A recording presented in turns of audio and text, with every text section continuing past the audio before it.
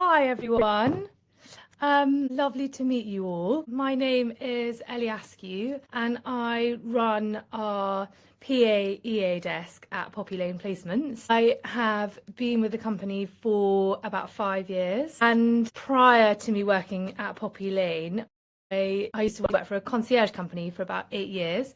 And so was essentially a PA myself. So I have a lot of experience on both sides of the coin, from being a PA and finding a new role myself, to then working for a recruiter. So I feel like I'm in a relatively unique position that I'm able to hopefully help some people and give a little bit of guidance on sort of CV formatting and how to present your CV to a recruiter, which is the purpose of today. But it would be great in the chat if people can put down their names and who they are, so either who they're working for or what they're looking for in their next role, and I can obviously keep you all in mind for other roles as well. But and obviously do ask questions as well as we're going through, and I'll stop and answer questions that people ask. So yeah, perfect. Marissa, I can see you, and Fenella. Perfect. So just skipping through to the next page. Although having said that, Anna, sorry, I actually can't skip through to the next slide. Oh, there we go. So the reality when you're sending your CV through to a recruiter, and I suppose, actually, first off, I just want to caveat that every recruiter will say something different. I'm very well aware of that. And it's very dependent on the industry that you're applying for, you're applying within. So this, don't take this as black and white, as this is the only way to do it. I just, from my experience, having been recruiting PAs and EAs for 5 years, I wanted to be able to help give a few tips and hints to people. I think I probably speak for most people to say that the reality when you send your CV through to a recruiter is you probably have 30 seconds, and realistically, probably even less than that. When people look at your CV, they look very quickly through your current role, your duties, the location, etc., and they know very quickly what they're looking for out of your CV. And so if your CV isn't presented in a very slick way, it can be very difficult for recruiters to pick up that information, and it could be that recruiters will pass through your CV very quickly. So make it count, make it as easy to digest as possible, as easy to read, as easy for the information to jump out to the recruiter. And if we skip to the next slide, I will explain and give you a few CV tips and hints. If anyone's got any questions as I'm going through, do let me know. So the first thing I say to people, and I can't stress how valuable this is, but save your CV as your name, because I receive hundreds of CVs every single day, and they are all saved as CV. And so when I'm searching for someone's name or CV, it's much easier if your CV has already got your name in it. And apart from anything else, when I'm saving your CV, it actually saves me time having to rewrite your name and rewrite the name of your CV. So it does. I love it when people save their CV as their own name. It makes such a difference. So so definitely do that. A lot of people include their full address, which you definitely don't need to do for security purposes. You don't know, once your CV's been sent, hopefully recruiters will be conscious of who they're sending them on to, and won't be sending your CV on to clients without you knowing about it. But it is still a lot of personal information that can suddenly be out there. So make sure that you just have a general location for your CV. But it's also really important to include a location, because often when I receive a CV, if I have a role that I'm recruiting for, or that candidate has applied for a particular role that's in a particular location, I want to know quite quickly whether or not realistically they're going to be in the right area for that role. And if I can't see your location, it's another question mark that I add to your CV before I can even say yes or no.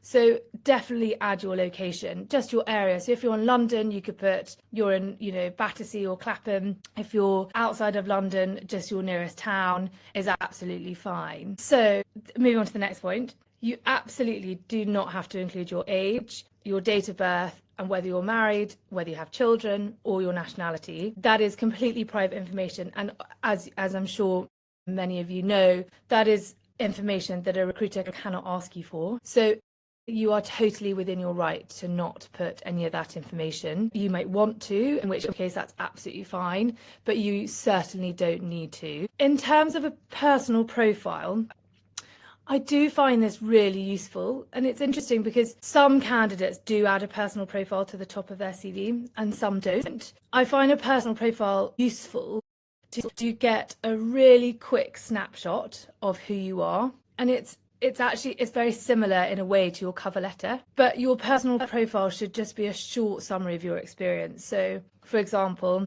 I'm an executive assistant and I have 10 years of experience supporting its C-suite within the finance industry. I have experience in, inbox triage, complex diary management, travel logistics and stakeholder liaisons.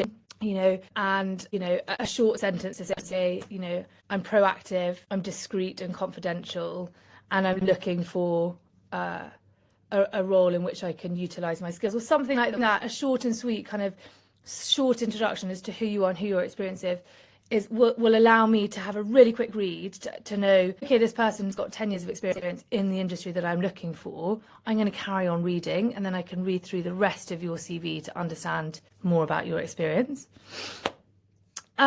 Do add any languages that you speak. I see so often candidates that send through their CVs and they don't add that they speak either fluent French or fluent Russian or whatever it might be, but it's so valuable. Speaking a language fluently, whether or not it's a role that you're applying for, whether or not it's needed or required within a role that you're applying for, it does make such a difference, because it shows how versatile you are, how quick you are picking up, picking things up in general, but I think it just shows, so people who can speak another language fluently, it's a great skill to have, and I definitely think it should be on there to show to clients or to future employers. Your LinkedIn page, as a PA and an EA or a chief of staff or whatever level you're at within this kind of sector of being a PA or an EA, add your LinkedIn profile to your CV. It gives you another opportunity to show off more about your skills and who you are, whether you have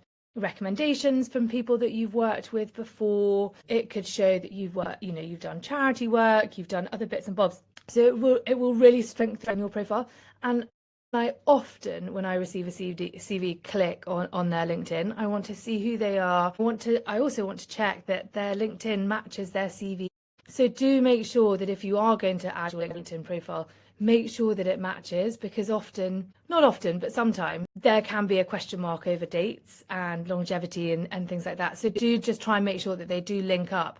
But adding your LinkedIn as a hyperlink at the top of your CV is really valuable. Now, in regards to a headshot, you're obviously not obliged to add a headshot to your CV. It's something that's certainly not required. However, I often ask candidates if they can send me a headshot, because it really helps me to link and put a name to a face of the profile. I speak to so many PAs and EAs every single day that it can be difficult to remember every single person, and sometimes having a headshot added to their profile is really valuable. But with the big but, if you're going to add a headshot or you're asked to send a headshot, it's vital that it is a really professional photo that is sent across. Now, I'm not meaning you need to go out and have a professional headshot taken or do anything special. Often the photos or headshot photos that are just a very simple square headshot up against a plain wall is the best. It's perfect. And I think people often want to portray themselves in a different way or in a different light. And actually what they really want is just to be able to recognize your face. It's amazing how many times I've received headshots of people in bikinis on the beach, drinking wine at the top of the Eiffel Tower, and a lot of other kind of combinations, but just making sure that it is a plain face on. I appreciate that often sometimes you need to crop someone out of a photo, which is absolutely fine. If you can do that neatly, that's not a problem, but make sure it's not posed, that you're relatively covered. I think often sometimes I get headshots of people that are wearing very little on the top half, and I don't think that can be portrayed terribly professionally. So just really keep in mind the photo that you're sending. And as I said, if all else fails, just take a selfie up against a wall, and you can crop it out so it doesn't look like you're taking a selfie. And then make sure that your CV is up to date. I receive so many CVs that don't have their current job on, and I understand as well. When you're in a role and you make the decision that you want to start looking for something else, it's a big decision to make, and finding a job is a job in itself, and it does take a lot of time. So I appreciate that some people might apply very quickly because they've seen a job, they love it, they don't want to waste time, they want to apply for it, and they want to get their name in there. But if you can, make sure your CV's up to date, because it just shows that you're not fully prepared, you haven't overly thought about the application, and it doesn't come across terribly professionally. I would also add to that, keep your CV up to date with each role that you go through. So even if you leave a role now and you get a new role that you haven't applied for through a recruiter, let's say you get a job through word of mouth or through a family friend or something, and you haven't needed to update your CV, make sure you do that when you move on, because it's much, much easier to update your CV when you're in a role and you can easily recall your duties than it is to think back 5 years, what did I do in that role and how do I keep my CV up to date? So although it's a bit of a boring admin task, throughout your career, any time you move jobs, just keep it up to date. Even if it's every other month, log into your CV, put down anything that you've done in your job, whether you've achieved something, you've taken on a new duty, a new task, or something like that. Put it into your CV, and you can always come back to it to edit it properly, but at least you won't forget the duties that you've done in your current role. So are there any questions on this page before we move on to further tips? No? Fine. Okay. Well, any questions that come up, just shout or send me a message on the chat and I'll answer. But if we move on to the next slide, which I think Anna's kindly going to do for me. Is Anna there? There we go. Sorry. It took a moment to come up. Thank you, Anna. So I'm going to go into a little bit more detail now about how to really design your CV. Use very clear headings for your employment dates, your company name, your job title, and the location. I often see CVs where it's written a little all over the place, sort of job title here, dates here, and then underneath or in the middle, the company name. It needs to be just on one line or multiple lines, but it needs to be very clear, very succinct. These are the dates that I've worked at the company. This is the name of the company, my job title, and the rough location, a bit like the location I was discussing beforehand. It doesn't need to be the full address, and it doesn't, it needs to be slightly more than the UK perhaps, but, London or West London, or you can put Mayfair, Knightsbridge, wherever that role might have been. But it's really useful to understand where that role was based, because it also will give a recruiter an indication of where you're probably quite happy to commute to. So it's good to put the location in. But just make sure that those headings are very clear, very easy to read and pick out on the page. Often see CVs that have their Word document set to the American language. I mean, I won't split hairs over someone using a Z instead of an S, but that is something that could be picked up by potential employers. So be aware of that. Make sure that you're using the correct language and spelling for the English language. In regards to the third point says to add the months of the year that you've started and finished a role, because it can be misleading otherwise. This is quite a big point for me, and I feel quite strongly about this.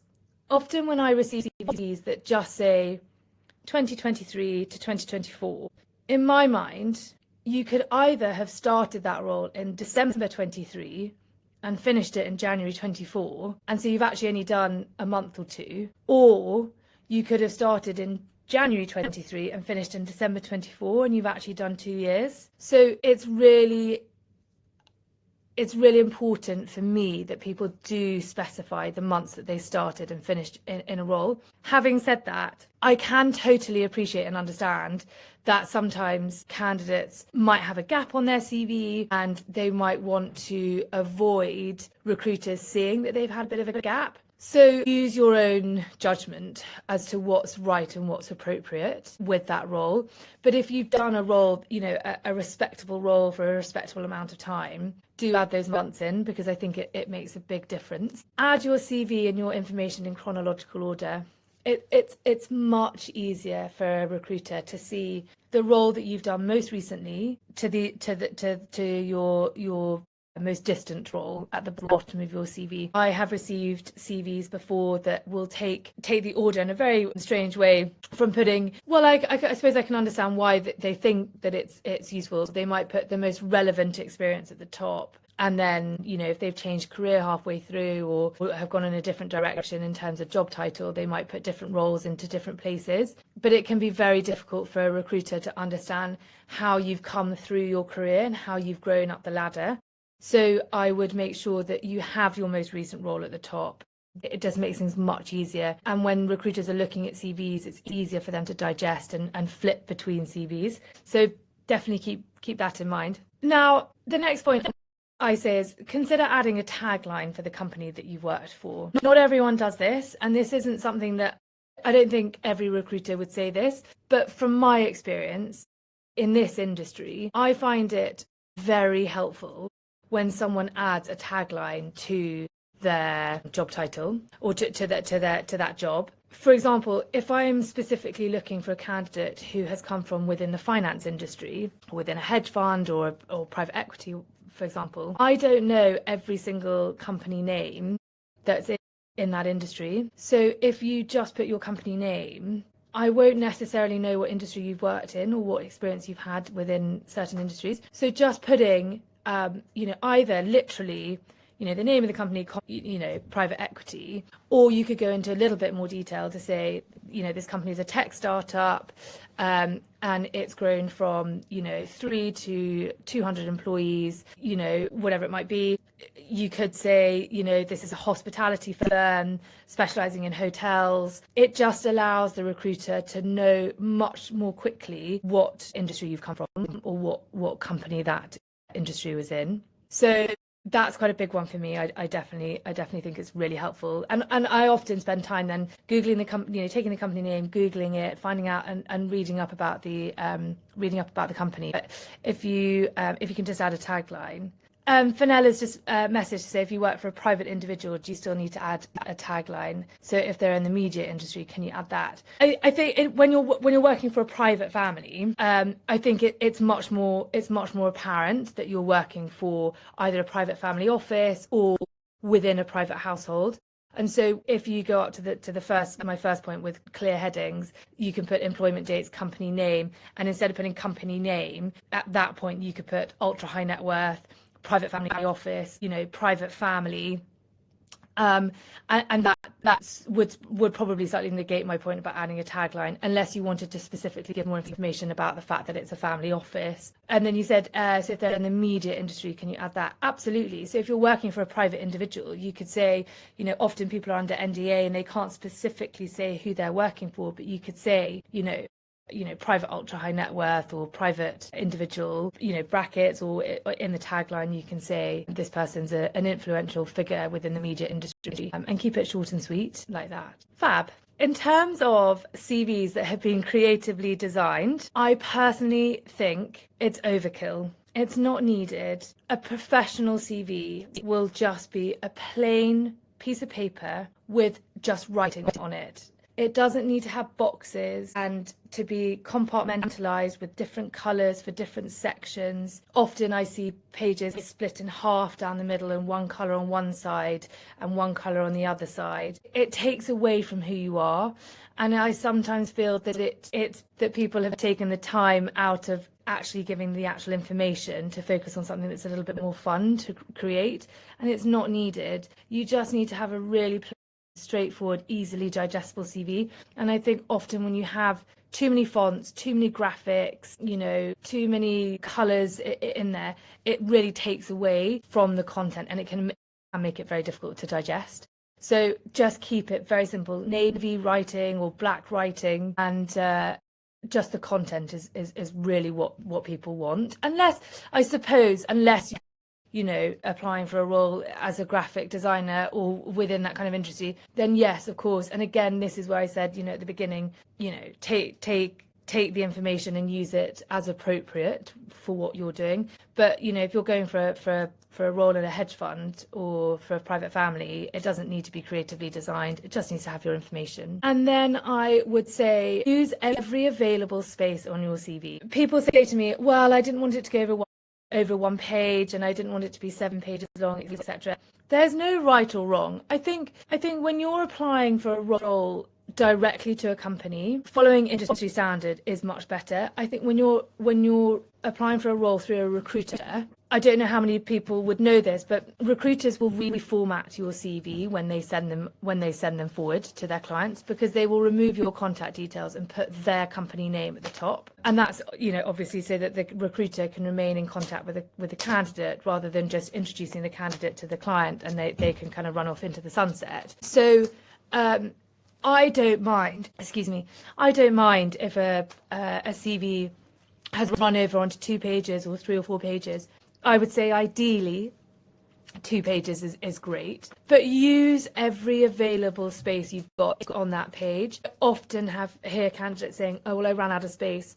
I didn't want it to go over to 2 pages. And I don't think that's, I think it would be much better to be able to feel that you have got all of the information that you need across than having a CV that is short of your experience. So shrink the margins on the page. You can, on Word, you can go to layout and margins and click narrow margins, and you've immediately got much more space. Shrink your writing down as well. I receive so many CVs that have such large writing, it's not needed. Shrink your, within reason, of course, but shrink your writing down and really think about where you're placing the words, rather than, if you're running out of space, rather than having company name, dates, job title, location, have it on one line so that you can bring everything up. I think often CVs have, skills and advantages, and they've got so many different add-ons and different sections within their CV that it's not really needed. What you need, the space you need, is to be able to run through your CV and run through your experience. So be smart about where or how you present your CV on the page, and it will make such a difference. But if anyone's got any questions on that slide, let me know. If not, I'm happy to move on to the next slide, if Anna's there. Thank you. I'm just waiting for it to pop up on my screen. I don't think it's popped up just yet. There we go. So thank you, Anna. So in terms of how you actually format your CV and the writing, a paragraph of writing is very indigestible. It's much harder for a recruiter to look at that information and soak in very quickly what you're trying to tell them. So use bullet points. What I often say to candidates is use those bullet points like headings. So before you write your CV and before you're writing that section about that job, think about the sort of titles of what you've done within that role. For example, diary, travel, inbox, events, staff management, etc. If you're applying for a corporate role, it could be this, diary, travel, inbox, of course, stakeholder liaison, as I mentioned earlier, expenses, board packs, presentations. Think about the titles and build out from there. So, for example, if you take diary, if someone is applying for a role where diary and inbox and travel, etc., is going to be quite a large portion of your role, rather than just saying, I've done diary management, well, what diary management have you done? Complex diary management, multiple diaries across multiple times, ensuring that, proactively ensuring that there are no clashes within the diary, methodically thinking out my principal's day as how to utilize his time and his meetings best, ensuring that person knows who they're meeting and following up afterwards. And that takes your CV from just, I do diary management, to, whoa, this person really does diary management and they know how to handle multiple diaries. Same with travel. If someone just puts travel management on a CV, well, I want to know to what level of experience have you got in terms of booking travel? So for both private roles and corporate roles, think about booking flights, both domestic and international flights. Have you booked private flights and commercial flights? Obviously, if you've booked private jets before or helicopters, put that in there. It's really important. Have you done visa applications? Did you look after or manage those COVID restrictions when back in 2020? Have you done detailed travel itineraries? Have you arranged on the ground transports, Heathrow VIP? All of those things will take your CV from just saying I do travel management to, okay, this person's done visa applications, they know how to handle complex travel. And it goes on, inbox, flagging priorities, always acting as a gatekeeper to my client, drafting responses on their behalf, events, rather than just saying I manage events. Well, what do you do with those events? So I manage the guest list, I manage the budget, the caterers, the florists, the entertainment, and I provided on-site direction when I was there at the physical event. Staff management, I looked after, rather than just, staff management. What did you do? I helped, HR with recruitment, and that's arranging interviews, reference checking, onboarding, rotas, schedules for them, holidays. Whether you're looking after private household staff, you might discuss, their uniforms or their rotas in the private household. But if you can build each point out, it will elevate your CV so much more than just diary, inbox and travel. And then obviously, it depends, of course, on what type of role you're applying for, but consider splitting them out into business or private duties. Again, it makes it much more digestible for people to understand, okay, these are the business duties that she's done with it in this role. These are the private duties that she's done with this in this role. These are her chief of staff duties, project management, whatever it might be. It makes it a little bit more digestible. So consider that. So Rachel's just said, hi Ellie, what would you suggest if I want to change a sector? I'm now in the charity sector, but work for a billionaire for 9 years in a family office and 2 fixed terms with ultra high net worth, plus a solid experience in aviation longevity and excellent references. How do I emphasize this? Rachel, just so I'm clear, are you saying you're in the charity sector now, you've worked for billionaires in the past and you want to get back into that, or you're wanting to change totally, change sectors totally? What I would say to both of those is, and often people ask me this, well, how do I break into that industry? I've been a corporate PA for however long and I really want to be a private PA. And it's a really difficult question, and there's no hard and fast answer of how to solve that problem. But what I would say is think back through your roles about all of your duties and pull out the most relevant duties that you've done that are relevant to the role that you want to apply for, you want to move into.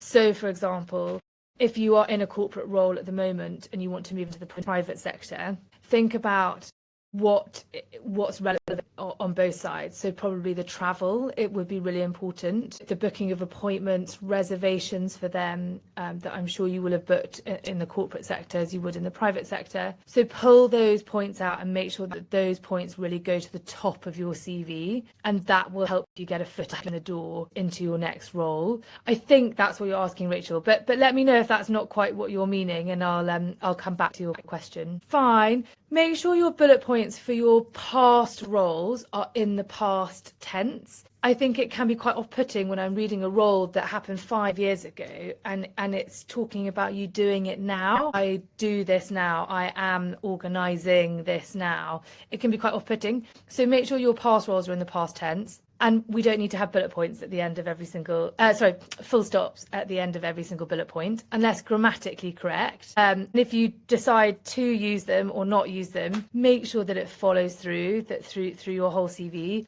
I often pick up CVs that just don't have correct grammar or full stops in the right places, and it can be, I think depending on the role that you're applying for, often clients want to make sure that you've got really strong grammar, so just make sure that you really look at that. Don't copy and paste bullet points. I've seen CVs where they have exactly the same bullet points for every single role, and it's so pointless because you might as well just have one role on there.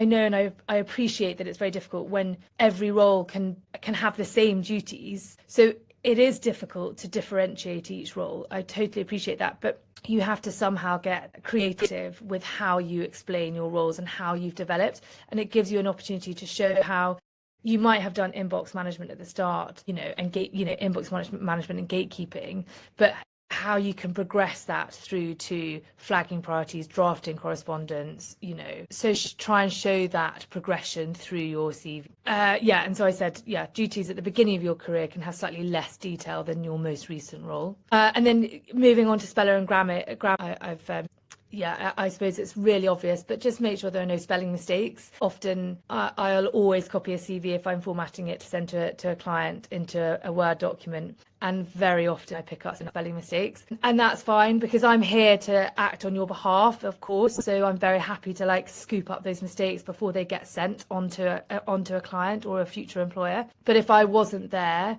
then they would be picked up by the future employer, and that's not a great look. So just really try and make sure that you can keep on top of that. And if you can send it through in a Word document, it really helps. Or give options. Send recruiters in Word and a PDF.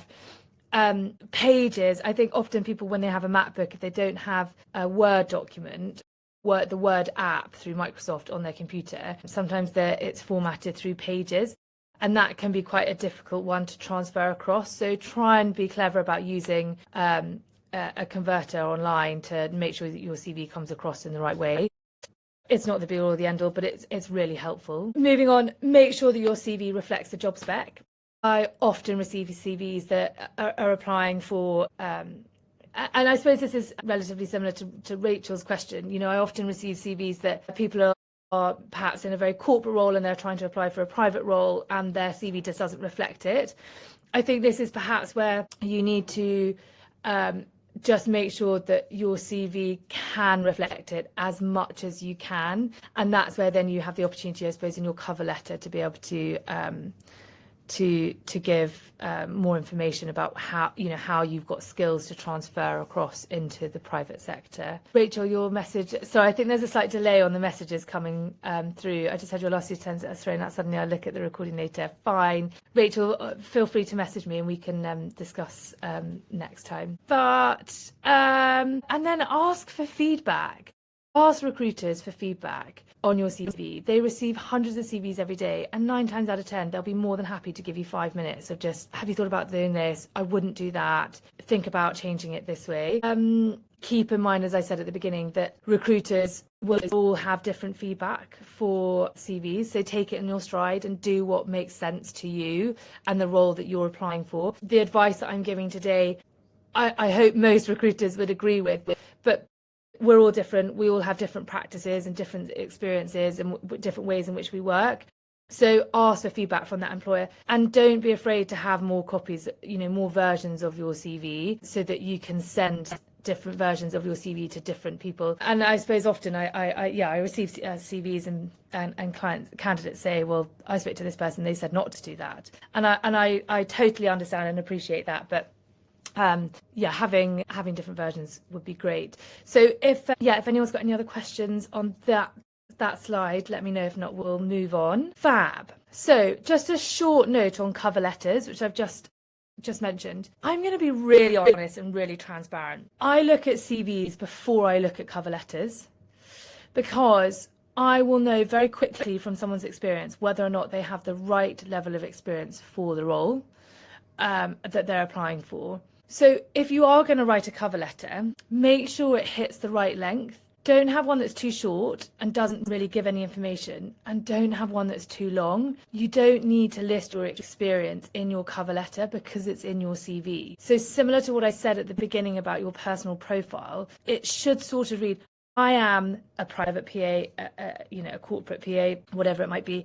I have X amount of experience in whichever industry. I'm looking for a role in whatever it might be. I have a month's notice period. My current salary is X and I'm looking for X. And I immediately have a snapshot of what that person's looking for. If they write me a cover letter that is a full page, I would much rather read your CV and find out quickly, therefore, if you've got the experience, than necessarily soak up a whole cover letter. So just try and make sure that it really hits the right length. AI is a big thing as well, and it's being used more and more every day. And so it can be incredibly useful to help you write a cover letter, especially if you're changing industries or you're wanting to do something else. It can be really helpful to help push you in the right direction, but make sure that it's very obvious that you haven't used AI or ChatGPT. I've seen cover letters and emails written where it says, please insert here the information that the recruiter will be required to understand, whatever it might be. And straight away I think, okay, well, that attention to detail isn't very strong on in that case. So just be really, really, really aware when you're using AI. Perfect. If we've got any questions, if not, we can move on to recruiter relationships. I think the next slide. Fab. So I wanted to jot down some points that I think can be really helpful for candidates to understand how a recruiter works, or what, and perhaps, Rachel, this might allude to your note as well. I know you said that you've applied for a few roles and I haven't come back to you, and I hope maybe I might be able to explain. But remember the tone that you use with a recruiter in general. When you're emailing them, texting them, calling them, it's really, really important to build a long-lasting relationship with your recruiter, apologies. We're all human at the end of the day. And I think often people think of recruiters as just sort of bobbleheads sitting behind a computer. We're all human. We all want to have really positive, strong relationships with everyone. So remember how you interact with someone, because it could be that if you're having a bad day and people aren't coming back to you, which I totally understand and completely appreciate, it can be incredibly frustrating. As I said, I've had the shoe on the other foot beforehand. However, if you take it out on a recruiter, that recruiter is human and they have feelings and they will remember it. And they are therefore much less likely to want to put you forward to a role, to a client, if you've taken your anger or stress out on them, because they can't represent you. They can't knowingly put you forward to a client knowing that that's how they've been spoken to. So just really keep that in mind. And I really do appreciate and understand how difficult it can be when you're applying for roles and you're not hearing back, but just keep that level of cool, calm, collected professionalism every single time. And then when that right role is there for you, what is for you will not pass you by. If that role is right for you, I absolutely guarantee you that recruiter will come straight back to you and you'll be put forward for it. So just remember that. Respect boundaries as well. I know it sounds so silly. We all work incredibly hard nowadays in this industry. Everyone works out of hours and late nights and things. But just remember the time that you text people. I often receive texts from candidates at the weekend, which is absolutely fine, because that's when they're thinking about applying for a new role, and that's absolutely fine. But I've received texts from candidates who don't say hello, who don't say, how are you? I hope you're okay. I'm so sorry I messaged you at the weekend. I just saw this role. I just wanted to put my CV in. Perhaps we can touch base on Monday. It makes such a difference if you respect those boundaries and those times. And if you are going to message at a relatively unsocial hour, which is no problem, just make sure that you're presenting yourself in the best way, because recruiters will really remember it. If you haven't spoken to your recruiter in a while, be proactive and send a summary of who you are, your salary, your availability, your location, and the industry that you want, your notice period as well. That key information, like I mentioned in the cover letter. I've spoken to thousands of candidates over the time. I can't remember every single person off the top of my head. So sometimes when people email me saying, have you got a new role for me? I think, God, I can't remember you. I can't necessarily place you right there and then without going back to find all of your information, all of our conversation. That's why sometimes a headshot is helpful, because it helps me put a name to a face to remember you. But just be proactive and say, I'm so-and-so, I'm looking for, X, Y, and Z. My notice period is this, my salary is this. And that's really helpful to pull out some of the information that we need to kind of skip through to get to what you're looking for. I mentioned before as well, have 3 or 4 versions of your CV. It's really important that when you're applying for a particular role, your CV reflects that role. And that's really important to help recruiters, to help them feed your CV into the right place. So, if you're applying for a private role, have your CV that is very private. And if you have a role that's more of a corporate role, then make sure that your CV reflects that. Do your research and find out your recruiter's name. It's funny, my email address for some reason comes up as Poppy Office, because I work for a company called Poppy Lane Placements, obviously, and 9 times out of 10 I'm called Poppy, which I don't really mind.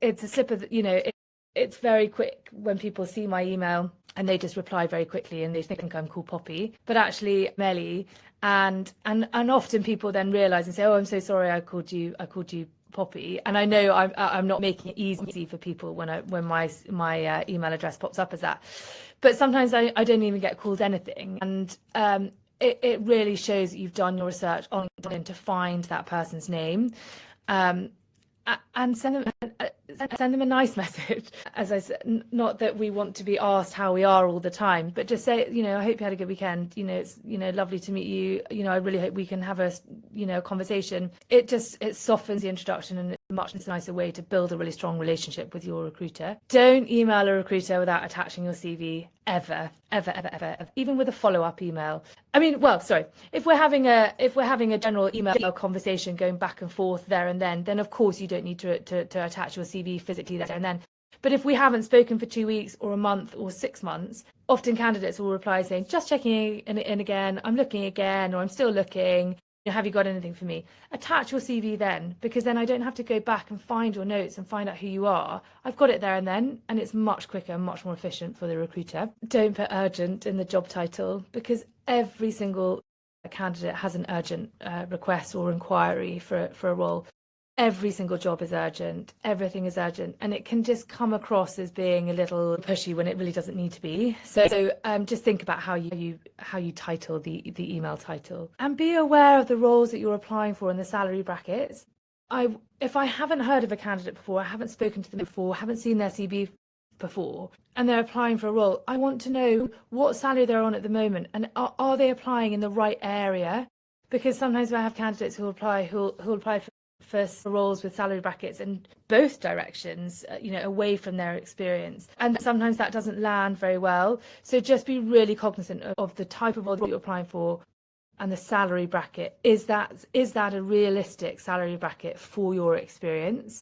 Because you don't want to get over excited about a particular role if that's not really within your remit of experience, because it could put a question mark against your name, and therefore that the recruiter might not necessarily then consider you for another role that could be within your bracket. So just be realistic. Having said that, I know that everyone is financially motivated. We all want to climb up the career ladder and keep growing and pushing for those higher salaries. So I'm just saying, within reason, if you're on a salary of 40 but you're applying for a role at 150, there's a huge difference there, and that's something just to be aware of. So let me know if anyone's got any questions on that side. I think that's it. Was there another? Oh yes, references, of course. Thanks, Anna. Sorry. So references, just a short bit of information just to help you. Recruiters will always ask for references. It's really important that you try and have these in your back pocket. So when I'm registering a candidate, I always ask them, do you have any written references to hand? Or would they be verbal? Regardless, we would want to speak with your references at the point of placement. Having said that, written references to have in your back pocket gives you a head start. It gives that employer just a really quick snapshot of, okay, this person's got a really good reference. I feel confident in their experience and in who they are.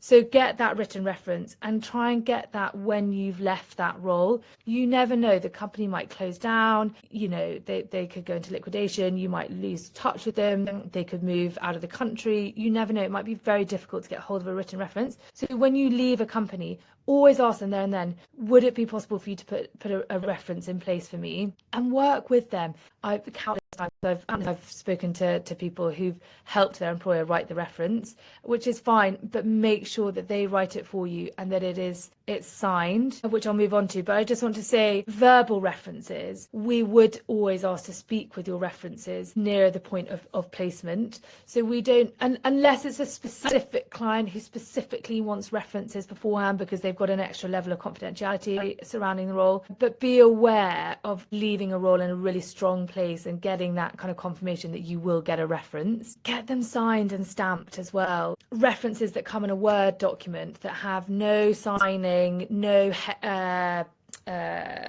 sort of header or footer to say who that company was or who that person was that you worked for. When I look at those, although obviously I'm very trusting of people, and of course, you know, I assume that they are legitimate references, technically they could have just been written by anyone. So try and get them signed or stamped or something at the beginning. And make sure as well that the references that you have are people that you either reported to or were more senior to you. We can't take references from colleagues and people on the same level as you, unless that is then a character reference for you. But what we often want is someone that you reported to. So a line manager, head of HR, chief of staff, head of department, whatever it might be. And I appreciate, you know, if you've been working for an ultra high net worth individual or someone, a celebrity or something like that, it's very unlikely that we're actually going to be able to speak to that person themselves. And I completely understand and appreciate that. But therefore, I need to know that I've got a reference from someone that was more senior to you, that you had some level of interaction with, that is able to speak on behalf of the employer. So keep that in mind when you're thinking about leaving a role. Start teeing up your references to make sure that you leave that company with a really strong reference. And you don't need to add your reference details to the CV.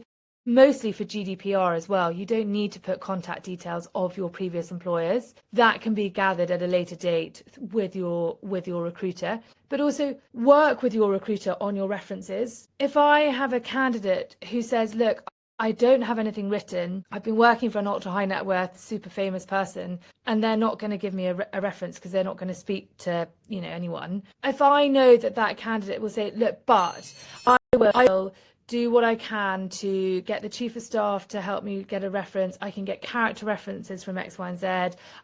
I'll try and get, you know, perhaps the accountant can do it, or the head of the family office. If I know that that person is willing to try and help me get those references for that person, then it puts you in a much stronger place to apply for the job that you're applying for. So just keep that in mind. I think that is actually it now. So if there are any other questions, let me know. And yeah, it's been really lovely, and I really hope this has been intuitive and helpful and is taken in the right way, because, you know, I know that applying for a job can be stressful and it can be a difficult time, but I really hope that this will help you guys set off in the right way. And yeah, we'll help you further on down the line. But any more questions or anything, let me know. And I'm very happy for Anna to share my contact details, and if anyone's got any specific questions afterwards, very happy for you to reach out to me directly or on LinkedIn, and I can answer your questions for you. Perfect. Fab. Brilliant. Well, I hope everyone has a lovely evening. You're all very, very welcome, and yeah, best of luck in your job searches. What's for you will not pass you by. That's what I say all the time, and it's so true. Stick with it. It's frustrating. It's difficult. Be aware as well that the time of year that you apply for a job makes such a difference. The job availability now will start peaking off because people won't be leaving jobs before Christmas because people want their bonuses. So there'll be less jobs coming on the market. January will be a fantastic time to start looking. You then hit the same problem when it comes to April because you're end of the financial year. People are waiting for their bonuses if they get them at the end of the financial year. New clients might not, new employers, with new roles might not advertise a new role until their new financial budget has come out for the year. When people go away on holidays, you know, school holidays, recruitment is a little bit quieter in that time because the decision makers are away, they're on their yachts, they're doing whatever they're doing, and they're not thinking about hiring people. So don't be disheartened if you don't get any traction at a certain time of year. Just be aware of the time that you're applying, and as I said, what's for you won't pass you by. Fab. Brilliant. Have a lovely evening, everyone, and thank you very much.